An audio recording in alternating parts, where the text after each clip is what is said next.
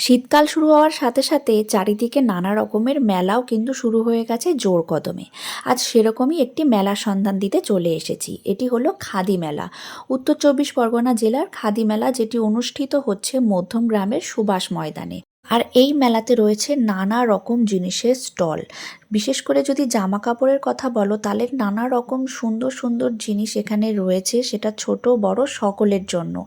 আর রয়েছে ঘর সাজানোর নানা রকম আসবাবপত্র থেকে শুরু করে হোম ডেকারের নানা রকম আইটেমস।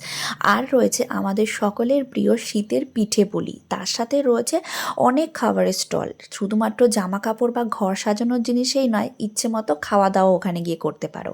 আর এই ধরনের হোম ডেকোরের জন্য রয়েছে ওয়াল হ্যাঙ্গিং, পেইন্টিং, যেগুলো তোমরা নিজেদের মতো কাস্টমাইজও করে নিতে পারো। আর রয়েছে হ্যান্ডমেড জুয়েলারি থেকে শুরু করে অক্সিডাইজের জুয়েলারি।